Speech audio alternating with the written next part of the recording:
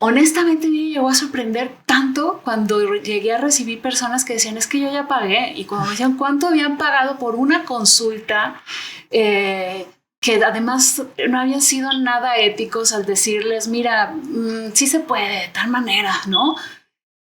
O sea, qué irresponsabilidad, porque lo que hay ahí es, lo que la gente necesita es certeza sobre su patrimonio, ¿no? Claro.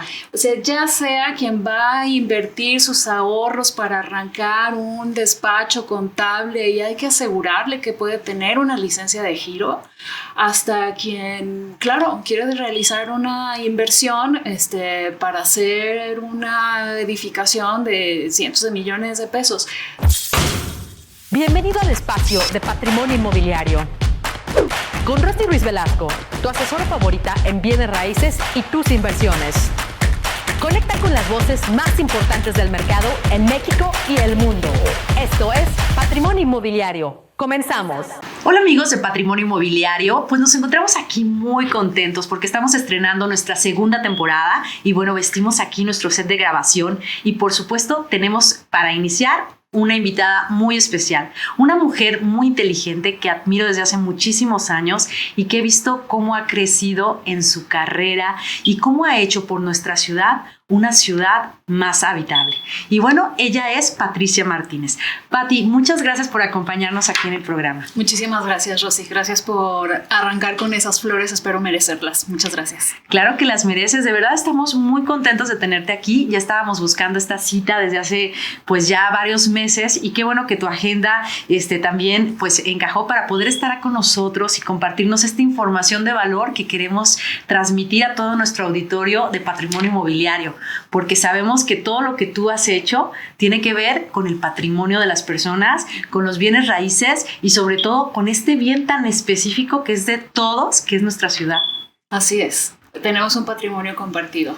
Claro. ¿No? Bien dicen que cuando preguntan realmente dónde empieza la ciudad, ¿no? ¿Dónde empieza este patrimonio en común?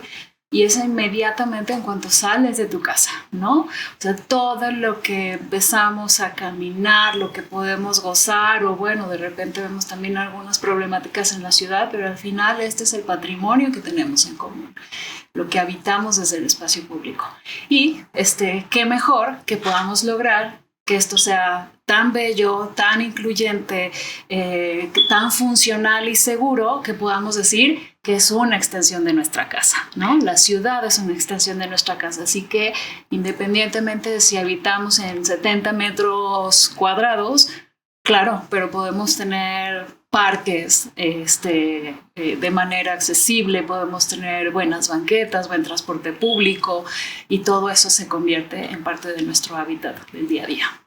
Qué interesante y que no sabes cómo me transmite y me motiva a escucharte, porque de verdad, o sea, espero que varias pues personas que tienen injerencia en estas decisiones, así como lo tienes tú, puedan tomar decisiones para buscar que tengamos una ciudad pues más cuidada, más habitable, más linda, porque es un espacio público que es patrimonio de todos aquí de la zona metropolitana de Guadalajara y la tenemos que cuidar. Platicamos con una activista hace unos meses que de verdad la vía recreativa, que es todo un éxito, que la gente es limpia, no deja basura y cuida ese espacio porque se apropia de ese espacio, lo siente como suyo y es nuestra ciudad. Entonces me encanta escuchar todo lo que nos dices porque tú tienes y has hecho varias acciones que han beneficiado pues a nuestra zona metropolitana. Ella es Patricia Martínez, es directora general del Instituto de Planeación y Gestión del Desarrollo del Área Metropolitana de Guadalajara, mejor conocido como IMEPLAN. Ella ha liderado proyectos clave como el Programa del Desarrollo Metropolitano, el Plan de Ordenamiento Territorial Metropolitano y el Plan Integral de Movilidad Urbana Sustentable. Fue coordinadora general estratégica de gestión del territorio del Gobierno de Jalisco. Ha impulsado iniciativas importantes como la recuperación del río Santiago, Mi Macroperiférico y el premiado programa Nidos de Lluvia. Además, desarrolló e implementó el Visor Urbano, una plataforma digital reconocida internacionalmente que facilita trámites urbanos, combate la corrupción y fomenta la transparencia, sirviendo de modelo replicable para otras ciudades del mundo. Su trayectoria combina activismo, política pública y gestión urbana, siendo referente en sustentabilidad urbana. Pati, con todo esto que acabamos de mencionar, quiero volverte a felicitar, de verdad. Eres una mujer muy joven, muy exitosa, muy activa y que has hecho muchas cosas por nuestra ciudad, por toda esa pasión que sientes, por tus metas, por tus ideales y por querer este espacio, ¿no? Que es nuestra ciudad. Sin duda, Rosy, la verdad es que quizás si en la semblanza dijéramos cuál es la profesión que tengo, que estudié, a qué pensé que me iba a dedicar, diríamos cuál es la conexión entre haber estudiado comunicación y periodismo con todo lo que estoy haciendo ahora. Y realmente creo que esto también parte de el atrevernos a vivir las ciudades. Cuando comencé a andar en bicicleta, que era estudiante universitaria, comencé a comprender la ciudad desde otra perspectiva y también a conocer gente que no tenía otra opción para moverse en la ciudad más que la bicicleta, con toda la vulnerabilidad que eso implicaba más y sigue implicando, ¿no? Y creo que cuando no eres ajena a estas realidades y en mi caso, que desde entonces empecé en algunos grupos de activismo ciudadano, y buscas la congruencia con tu proyecto de vida, pues realmente es que vas respondiendo a esto a donde tienes las convicciones, ¿no? Y una de mis más fuertes convicciones es que podemos lograr una ciudad menos desigual. Y que también hay una gran responsabilidad si nos damos cuenta de cuáles son los problemas que se viven en el día a día y tenemos la oportunidad de llevarlos a discutir con los tomadores de decisiones. Es una responsabilidad hacerlo. He tenido el privilegio de estar en cargos públicos y siempre digo que un cargo público viene acompañado con una gran responsabilidad. Es un privilegio, pero exige no perder piso y pues realmente poder observar y comprender en la medida de lo posible qué es lo que nos duele como personas que habitamos en una metrópoli que crece cada vez más y que seguirá creciendo. Y pues también ir encontrando de qué manera reconducir el rumbo. Claro, no, y eso es muy importante porque tú has estado y estás en el sector público y de verdad que es una vocación, es un talento el que tienes y de verdad una fortaleza porque son tus ideales los que están, resaltando y por eso también tantos reconocimientos, porque hace un momento me decías la carrera que estudiaste, comunicaciones, bueno, ya nos resalta con tantas cosas que has hecho, de verdad, el urbanismo y todo este activismo en decisiones que han marcado nuestra ciudad. Por ejemplo, yo comentaba sobre el audiovisual urbano, es súper importante para el sector inmobiliario, para la construcción, para las decisiones de ciudad, cuándo comprar un inmueble, qué características tiene, si realmente el uso de suelo da para hacer comercio, para hacer vertical, para hacer habitacional. Eso ha sido una herramienta que te agradecemos, de verdad. Todo el sector inmobiliario siempre la consultamos. O sea, hace unas horas yo estaba consultando visor urbano para una propiedad que nos iban a dar en venta, otra propiedad que queríamos poner, pues saber si se podía poner un comercio. Ya no necesitamos ir o tener un gestor que nos haga ese trámite. Ya lo podemos saber con simplemente bajar la aplicación que es pública. Así es. Si nos pudieras platicar un poquito más sobre el visor urbano. Sí, porque por supuesto. Algunos de los que nos están viendo quizá pues no lo han usado y lo pueden usar en este momento que... ¿Cómo nace Visor? Y digo, a partir de distintas circunstancias, pero nos dimos cuenta, como bien dices, que se fomentaba la forma en la que se consultaba qué tipo de uso de suelo tenía una propiedad. Fomentaba de alguna manera ventanas para la corrupción, ¿no? Desde quien te decía, claro, yo te asesoro y te voy a cobrar 100,000 pesos, hasta quien te convencía de que podías lograr obtener el uso del suelo que necesitabas y pagabas 2 millones de pesos, ¿no? Honestamente me llegó a sorprender tanto cuando llegué a recibir personas que decían, es que yo ya pagué, y cuando me decían cuánto habían pagado por una consulta, que además no habían sido nada éticos al decirles, mira, sí se puede de tal manera, ¿no? O sea, qué irresponsabilidad, porque lo que hay ahí es, lo que la gente necesita es certeza sobre su patrimonio. ¿no? Claro. O sea, ya sea quien va a invertir sus ahorros para arrancar un despacho contable y hay que asegurarle que puede tener una licencia de giro, hasta quien, claro, quiere realizar una inversión para hacer una edificación de cientos de millones de pesos. Todas las inversiones requieren de certeza, ¿no?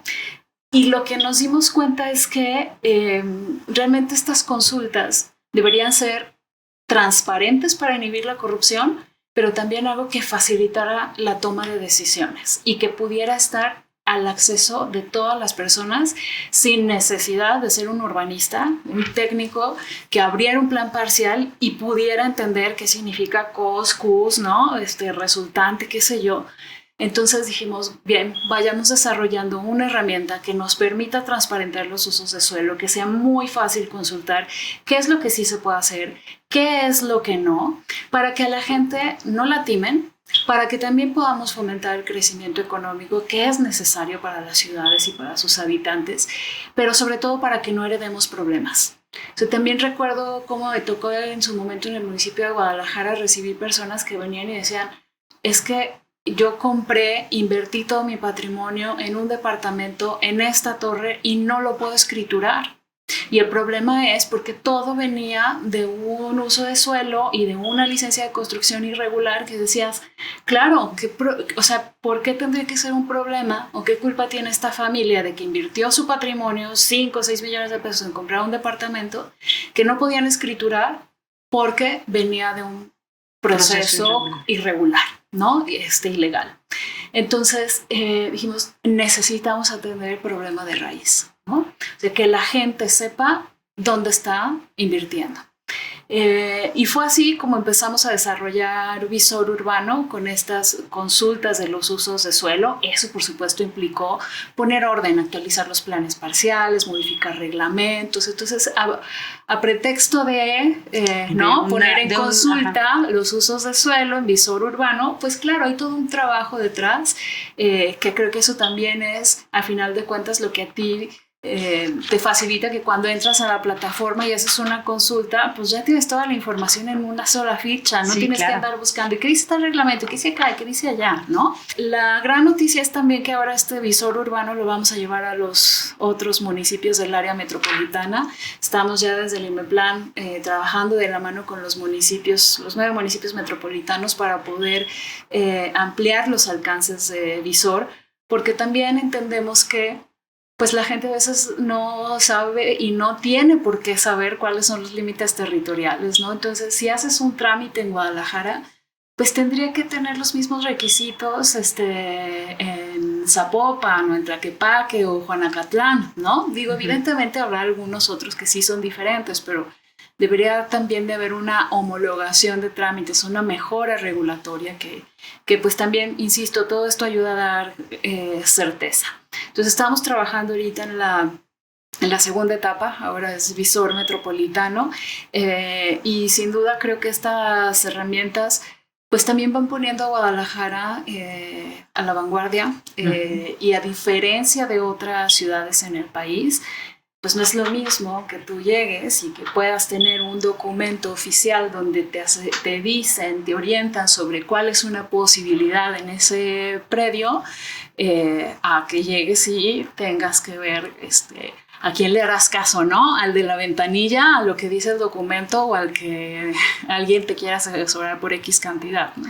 Claro, y bueno, tienes razón. Qué buena noticia nos acabas de dar con esto de que ya va a ser en zona metropolitana, porque de verdad, o sea, nosotros somos afortunados de tenerlo en Guadalajara, pero ¿qué pasa cuando vas a otro municipio? A Tlajomulco, a, no sé, Tlaquepaque, todo lo que, pues somos una zona metropolitana y muy importante. Entonces, esta vanguardia tecnológica en el tema de la administración pública, del gobierno, que le llaman gobierno digital o gobiernos electrónicos, pues nos posicionan a nivel mundial como una ciudad que está ya poniendo, se está poniendo al día, tanto en el urbanismo también creo que somos referentes, ya lo decía en la presentación, que bueno, tu modelo lo están replicando en otras ciudades del mundo como un modelo que ha podido pues ordenar ciudades y que ha sido pues una herramienta para poder llevar a cabo.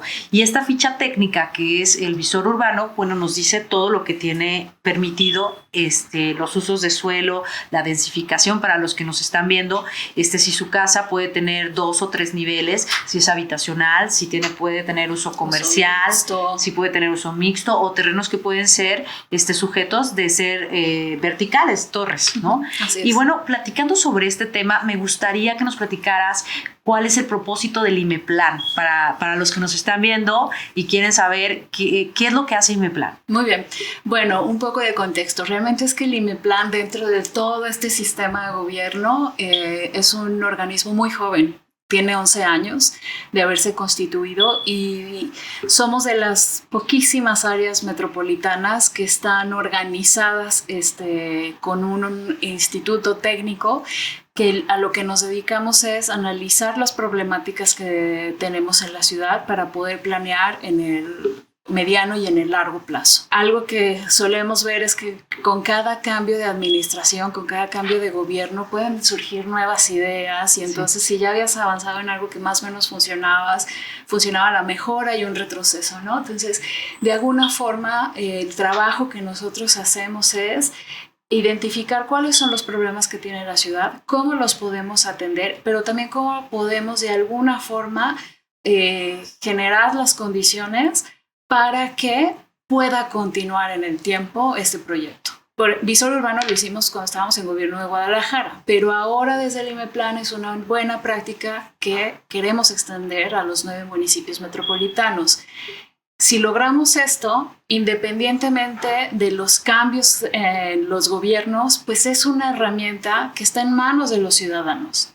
Hoy, si llegara un nuevo político y dijera se desaparece visor urbano, estoy seguro que habría mucha gente como ustedes que diría haríamos marchas. Claro, porque ya se lo apropiaron o sea, soy de la idea de que la información es poder. Sí. Y hay que también esta información que luego es tan técnica y yo digo tan pastosa que a veces es difícil de comprender.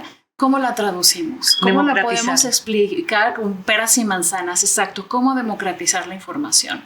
Entonces, eso es lo que desde el instituto promovemos. Justo también acabamos de presentar una plataforma de datos que se llama Zoom Metropolitano, y lo que queremos con esta plataforma es poner a disposición información. Quizá ahorita uno de los temas más sentidos que estamos viviendo es las inundaciones. Sí. Puede a lo mejor alguien también estar pensando en una inversión y decir, híjole, y aquí será uno de los lugares donde se inunda o no se inunda. Abre Zoom, consulta el mapa único de inundaciones y puede ver cuáles son esos sitios donde hay un evento recurrente de inundaciones, ¿no? Para que entonces pueda tomar una decisión mejor informado. Y como esta información hay mucha más, y ahora que también, cuando te digo que analizamos cuáles son las problemáticas de la ciudad, pues también lo hacemos con perspectiva de género. En esta ciudad no nos movemos igual los hombres que las mujeres y hay dinámicas que ahora tenemos las mujeres que son distintas de hace 5, de 10, de 30 años, que son condiciones que se deben tomar en cuenta a la hora de planificar una ciudad. Entonces también estamos como atentas a analizar estos aspectos de la ciudad para identificar cómo podemos mejorar las condiciones para estas personas. Claro, y aquí, qué buena nota, o sea, muy buenas noticias que nos estás dando y gracias por compartirlo aquí en el programa. Las exclusivas. Sí, exclusivas, porque esto de la aplicación de Zoom de verdad también me tiene tan motivada y de verdad van a resolver otro tema que también nos va a ayudar a nosotros en el sector inmobiliario, porque como bien dices, buscar una propiedad, o sea, tu patrimonio necesita tener un análisis y un análisis que no sea nada más un análisis de emociones, un análisis comercial, sino un análisis real. ¿En qué zona va a estar el inmueble? ¿Qué vías de acceso va a tener? Si se inunda, si no se inunda, si tiene parques. Un análisis territorial. Claro, ¿no? Un análisis territorial. Y todo el tema del equipamiento urbano, que son escuelas, ese tema de la mujer es importante porque las mujeres ya, pues, siempre han trabajado, pero ahora pues somos parte activa de la parte laboral de nuestro país, y tener pues esos accesos a vivir en una casa que cerca te quede un parque, que cerca te quede una escuela, una guardería, y que puedas llegar rápido a tu trabajo, eso va a hacer que una mujer pueda seguir cumpliendo con sus actividades, además de laboral, el ser mamá, el tener puntos de recreación para llevar a su hijo al parque, para llevarlo a la guardería, recogerlo antes del trabajo, llevarlo. O sea, eso está muy bien, y de verdad, sí, esta plataforma, sí, esto nos va a ayudar a poder también nosotros asesorar a los clientes como asesores inmobiliarios a tomar una mejor decisión en base a estos estudios, porque ustedes han invertido en investigación, y todo lo tienen ya pues bien analizado, y qué bien que la tecnología les ha sido pues útil para poderlo también poner en una aplicación. El tema del POTMET es el plan de ordenamiento territorial. ¿Nos puedes platicar un poquito más sobre el POTMET para que por supuesto, pues también sepan que existe ya? O sea, ustedes tienen mapeado todo y han trabajado durante años para tener todo esto para la ciudadanía. Claro. Ahorita que decíamos que los ciudadanos luego no distinguimos dónde empieza un municipio y dónde termina otro, de lo que se trata el POTMET es de establecer, digamos, como las reglas generales de cómo debe ser el desarrollo del área metropolitana, entendiendo los 9 municipios que comprende. Lo que hacemos desde el POTMET es definir cuáles son aquellas zonas que ya están urbanizadas y que en todo caso pueden tener inversiones para la redensificación. Sería el caso de Guadalajara, por ejemplo, ¿no? La mayor parte de su territorio ya está urbanizado. Entonces, ¿qué es lo que el municipio podría promover aquí? Pues que se haga desdoblamiento de vivienda, que se pueda construir a lo mejor todas estas fincas, que son fincas antiguas, que no se puede crecer más de ciertos niveles, pues se podrían rehabilitar y a lo mejor desarrollar proyectos de vivienda en renta, ¿no? Colectiva, vivienda colectiva. Innovar en los conceptos de vivienda ante también la crisis que tenemos ahora de vivienda en renta. Y también definimos desde el POTMET cuáles son aquellas zonas donde están las reservas urbanas, es decir, dónde puede crecer la ciudad. Y eso lo hacemos a partir, como bien decías, de cruzar una serie de análisis que nos permiten ver dónde tenemos la mayor suficiencia de servicios.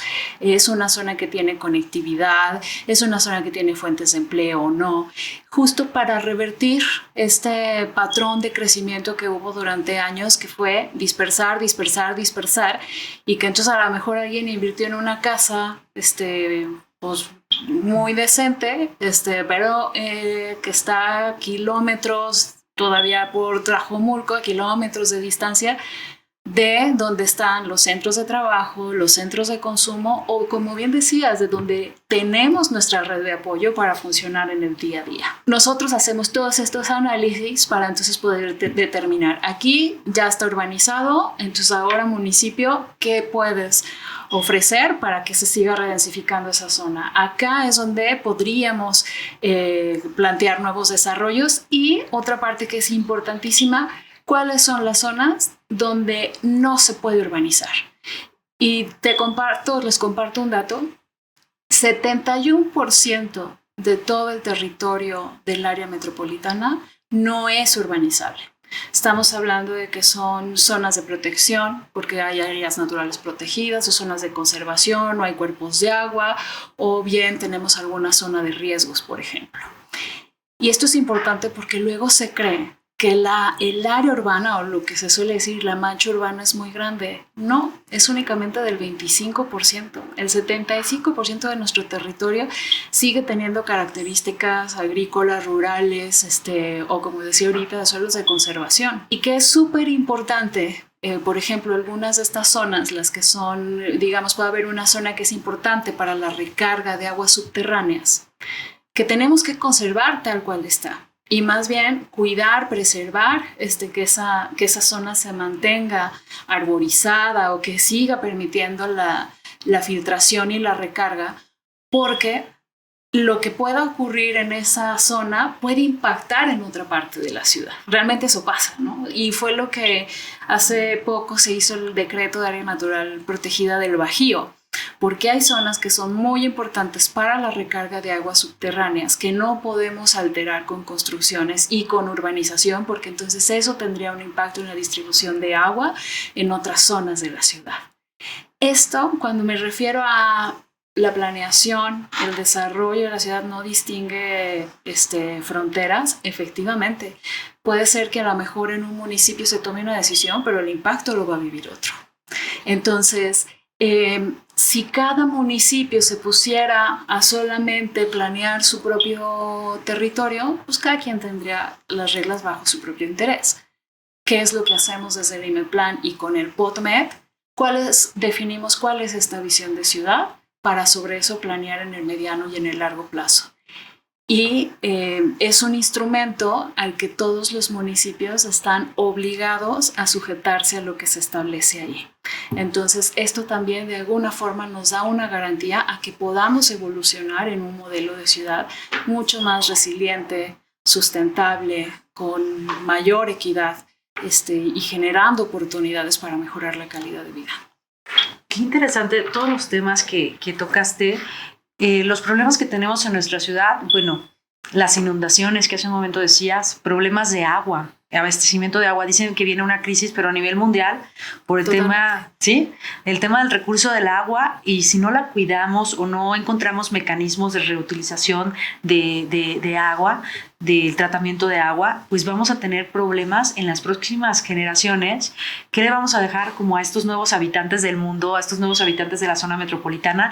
Y todo por no crear una conciencia colectiva, como bien dices. No es que sea Zapopan, no es que sea Tlajomulco, Tlaquepaque, Tonalá, Guadalajara. Somos uno mismo porque todo impacta. Hace unos días exactamente me estaba cuestionando esto, creo que era el domingo, y decía, bueno, ¿por qué Guadalajara se inunda? Y yo ya había escuchado a un académico de la Universidad de Guadalajara que estudió en Holanda y se especializó sobre temas de agua, y decía, bueno, es que todos los ríos de Guadalajara los entubaron.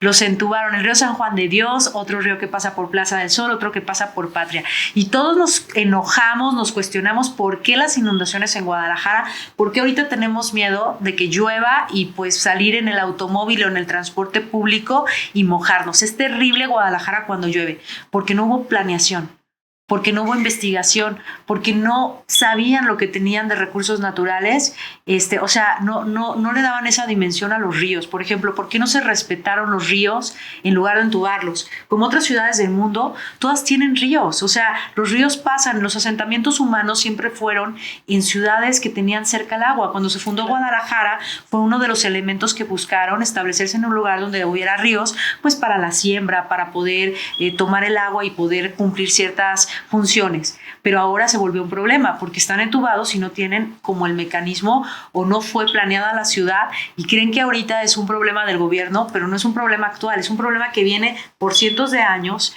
que se tomaron malas decisiones. ¿Qué nos puedes decir sobre esto? Primero, la mala noticia es Guadalajara se va a seguir inundando. El punto es, ¿qué vamos a hacer para adaptarnos? ¿No? Hablamos de resiliencia.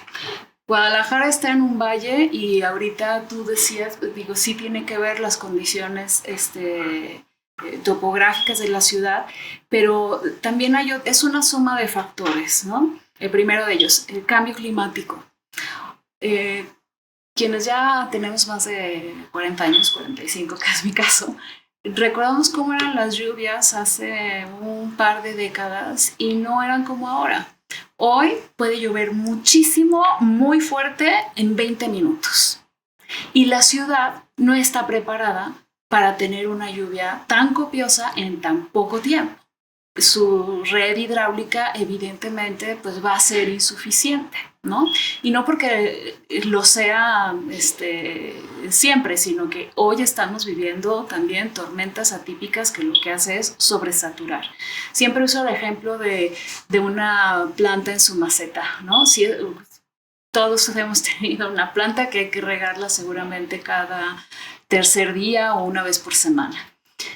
Si le vamos y le ponemos el agua que le toca cada tercer día en una sola vez, pues lo que va a pasar es que se va a topar el agua, se va a empezar a derramar y no va a filtrar toda, y pues la planta enseguida se nos va a secar porque no la estamos regando como lo requiere, ¿no? Algo así pasa con la ciudad, con estas lluvias atípicas derivadas del cambio climático. Llueve mucho en muy poco tiempo y pues el agua no se puede tampoco filtrar y no se puede recargar nuestros mantos freáticos, por lo tanto también el agua corre sobre la ciudad, que esto lo ligo a lo que decías ahora de cómo ha sido la urbanización. Por supuesto se han cometido muchos errores y mucho tuvo que ver por falta de planeación, otro porque también la gente muchas veces ve sobre el interés particular y no el bien común, y efectivamente hay zonas que pues no se debieron urbanizar y se urbanizaron, o simplemente pues hay otras que en un crecimiento normal de las ciudades pues se necesitan servicios, se necesita viviendas, se necesitan equipamientos y pues la ciudad va impermeabilizando. Entonces, por supuesto, eso tiene un impacto en el largo plazo. Cambios de uso de suelo, ¿no? O sea, el bosque de la primavera, todas esas zonas deforestadas también tienen un impacto sobre las inundaciones. Una zona que no mantiene su vegetación natural y que es una zona que es mucho más difícil de que permee el agua, ¿no? De que se infiltre. Una zona que está arborizada, que está cuidada, pues va a recargar al 100% el agua. Lo vemos aquí en zonas como Plaza Patria, ¿no? ¿Qué es lo que pasa? Pues que aguas arriba hay más zonas impermeabilizadas que lo que provocan es pues también la creciente en la corriente y pues estas velocidades también del agua que se vuelven cada vez más peligrosas. Sí. En algún momento decíamos la basura, ¿no? La basura que se acumula, que se tapan alcantarillas, bocas de tormenta, sí, también es parte de un problema muy complejo, pero sí es un hecho que Guadalajara se seguirá inundando. Aquí el reto es ¿qué vamos a hacer para adaptarnos ante esta problemática para que cuando ocurra tengamos la capacidad de sobreponernos y de cada vez sobreponernos mejor? Eso es la resiliencia. Es como una liga, ¿no? Tú estiras una liga y cuando la sueltas, esa capacidad de volver a su tamaño original, eso es la resiliencia. Si ya sabemos cuáles son las zonas que se inundan, pues de entrada, ¿qué es lo primero que tenemos que hacer? Evitarlas. Claro. ¿No? Entiendo que habrá en algunas circunstancias hay zonas que no podemos evitar, pero entonces, ¿cuál es la responsabilidad que también tenemos como ciudadanos o como gobiernos? ¿Qué medidas vamos a tomar para cuidarnos? Creo que esa es parte de la corresponsabilidad a la que hay que apelar también. Desde el instituto tenemos el mapa único de inundaciones, que es donde estamos reportando todos los sitios que son recurrentes de inundación en los últimos 10 años, que han tenido 5 eventos de manera consecutiva año con año. Ahí están reportados. Hay alrededor de 360 puntos que sabemos que sí o sí se van a inundar. Entonces, ahora, si la gente puede descargarlo puede ingresar a él a través de Google Maps, queda ya en su teléfono guardado, entonces si empieza una tormenta, te agarra en la calle, abres, pones tu ruta y ya te van a aparecer todos los puntos de inundación para que entonces puedas decidir mejor cambio de ruta, porque si voy por ahí me voy a topar con 3 puntos de inundación, o sea, ni para qué meterme ya por esa zona. Esa es una acción. Claro. Resiliente. Qué importante, o sea, no sabía esta información que nos estás dando. De hecho, me tienes boquiabierta porque de verdad es tan importante tener información. A todo nuestro público que nos está viendo les vamos a pasar esta liga para que pueda descargar dónde está este mapa que viene en dónde son las zonas inundables. También otra recomendación sería no salir cuando ves que va a llover, porque veo que también varios somos de que voy a salir ahorita y si alcanzo. Lo mejor es quedarte donde estás hasta que pase la lluvia y 1 hora después para que ya se vaya, como dices, pues se vaya absorbiendo por los mantos freáticos, que de todas formas se desahoga y va al río Santiago y va al Pacífico, ¿no? Sí. O sea, sí, y creo, Rosy, pues tú y yo lo podemos hablar desde el privilegio, ¿no? Sí. O sea, creo que tú de y tener yo auto, sí. Somos personas que podemos decir, no, me espero, ¿no? Claro. A menos de que sea una emergencia, no voy a salir, ya está lloviendo. Pero hay mucha gente que no. Sí. Que aunque esté lloviendo, tiene que salir y tiene que agarrar el camión. Claro, porque si no se le va o tiene que recoger a su hijo. Exactamente, o no llega a su casa, claro. Porque vive a una distancia de 2 o 3 horas en camión. Claro. En estas realidades, en la mayoría de la población. Claro, sí. Claro, la mayor parte de la gente del área metropolitana se mueve a pie. 42% de los viajes que se hacen en esta ciudad son a pie. Y no son viajes que dices, salgo de mi casa y voy a tomar el camión y eso lo consideramos como viaje a pie. No, tiene un origen y un destino. Son a pie, 42%. Y la mayoría son realizados por mujeres. Y las mujeres nos movemos diferentes de los hombres. Tú lo dijiste hace un rato. Las mujeres solemos salir de nuestra casa y camino al trabajo, dejamos hijos en la escuela o alcanzamos a ir a pagar algún recibo de no sé qué cosa, o le llevamos las medicinas a casa de nuestra mamá, o con la tía que necesitaba que le lleváramos no sé qué, saliendo del trabajo igual, va así haciendo una cadena de viajes. Entonces, ¿qué haría una mujer que tiene que hacer sí o sí todos esos viajes si está lloviendo? ¿Va a decir, voy a parar? No va a parar. Entonces ahí también esta información la tenemos que tomar desde los gobiernos y es obligación nuestra del IMEPLAN acercarla a los que toman las decisiones en gobierno para que puedan planear mejor. O sea, ¿qué van a hacer con el transporte público en estas zonas donde se inunda, por ejemplo? ¿Por qué todavía no podemos vivir sin automóvil? Porque necesitamos cambiar el chip en algunos casos, porque nos falta, hemos fortalecido bastante nuestra red de transporte público, falta aún más, y también porque falta atrevernos, porque creo que no todos los viajes tendrían por qué hacerse en auto. No digo que dejemos completamente, pero hay viajes que ya nos podemos comenzar a ahorrar. Y bueno, ¿nos puedes platicar un poquito también sobre las opciones que ya tenemos de transporte? Porque, como dices, bueno, aquí quizá estamos hablando con un auditorio que quizá tiene el automóvil, pero el transporte público es importantísimo para la movilidad y la conectividad de nuestra ciudad.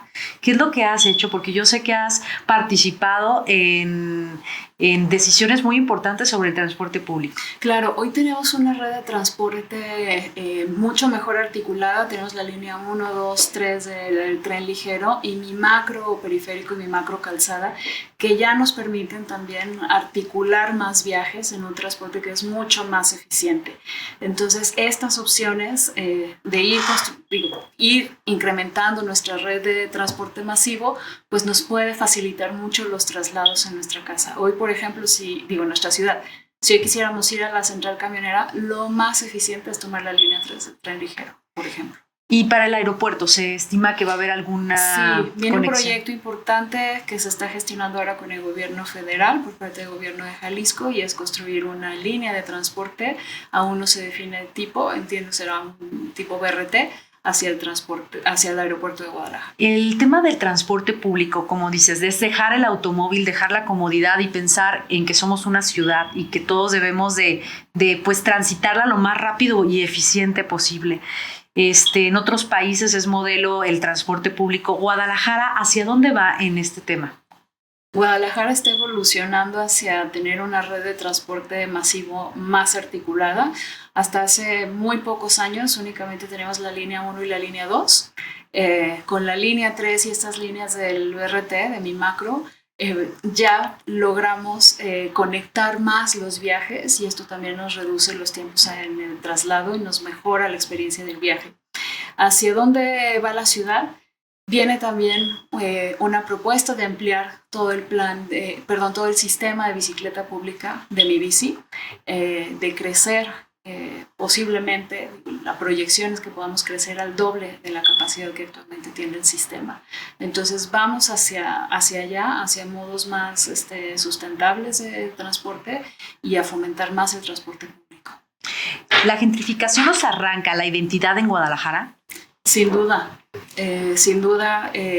Lo que estamos viendo son estos procesos de expulsión, de desplazamiento de la gente que ha vivido por décadas en algunas zonas que van generando esa identidad en los barrios.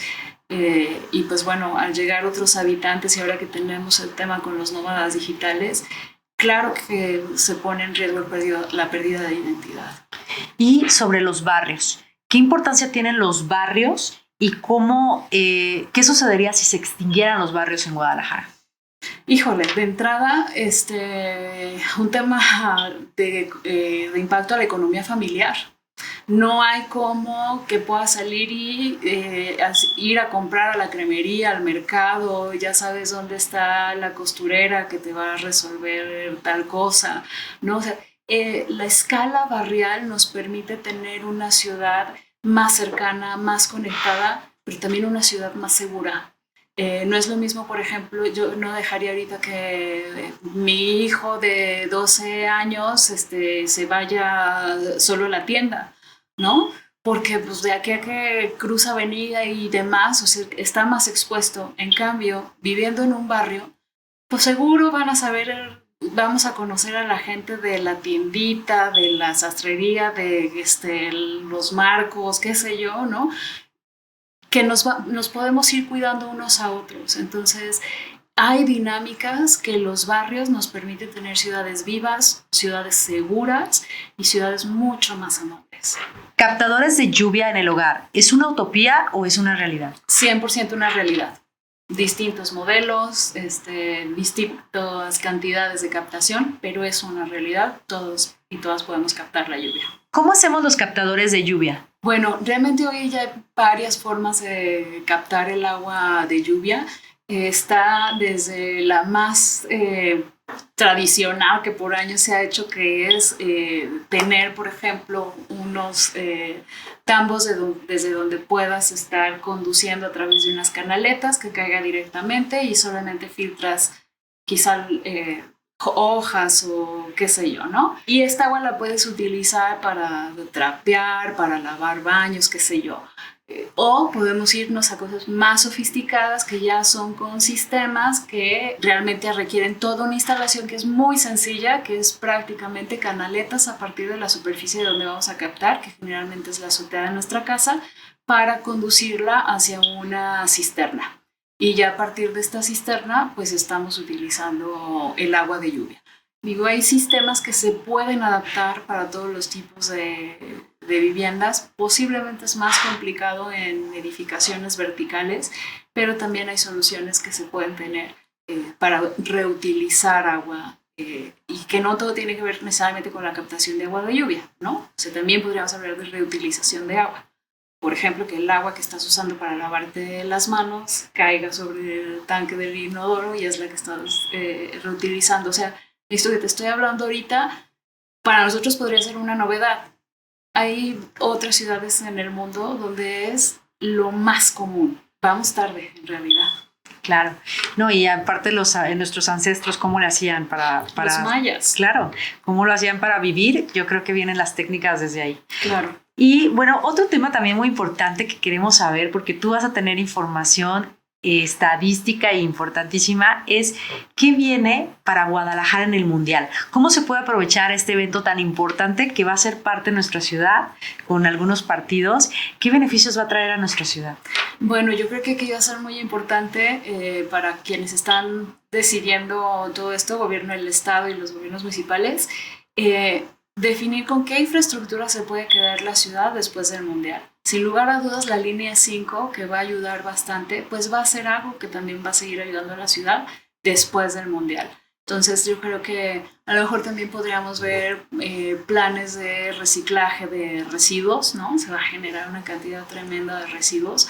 Entonces, bueno, esto nos va a dar la oportunidad como para a lo mejor desarrollar programas piloto durante el Mundial que después ya nada más podamos adaptar para las ciudades. Y bueno, nos vamos con las últimas preguntas, que son unas preguntas rápidas y que nos gustaría que nos respondieras con la primera idea que se te venga a la mente. Muy bien. Si pudieras cambiar una sola cosa en Guadalajara mañana, ¿qué sería? Vivienda para todas las personas. ¿Cuál es el mito más común sobre movilidad sustentable? Que la bici es peligrosa. ¿Cuál es el proyecto urbano más exitoso actualmente en Jalisco? Visor Urbano. ¿Qué ciudad en el mundo consideras que es el ejemplo perfecto de movilidad y por qué? Híjole, volteamos a ver Japón. Veamos a Tokio.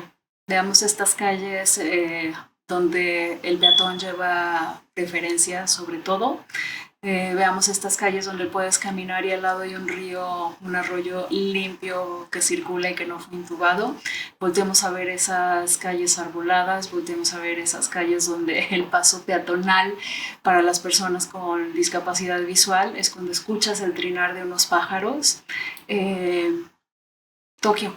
¿Coche, bici o transporte público? Transporte público. ¿Cuál es el mayor error que cometemos al planear ciudades? Hacerlo para el corto plazo. Bueno, pues con esto terminamos la entrevista con nuestra invitada, que de verdad nos dejó con tantas ideas nuevas sobre el tema de la ciudad, tanto conocimiento, información. Muchísimas gracias, Pati, por acompañarnos aquí en el programa. Nos quedamos con ganas de saber más sobre cada tema que tocaste, pero seguramente, como bien lo dices, vamos a hacer una segunda edición de este programa para poderte invitar y que nos puedas seguir diciendo qué es lo que están haciendo desde el instituto, desde el IMEPLAN para nuestra ciudad, porque es lo que nos interesa a todos, vivir en ciudad, habitar este espacio que es común, que es de todos y tenerlo como en el mejor estado. Gracias por cuidar, gracias por estar desde este lugar de poder, de decisión, cuidando los intereses de todos los que habitamos esta zona metropolitana. Muchas gracias por la invitación y seguiremos comprometidas en ello.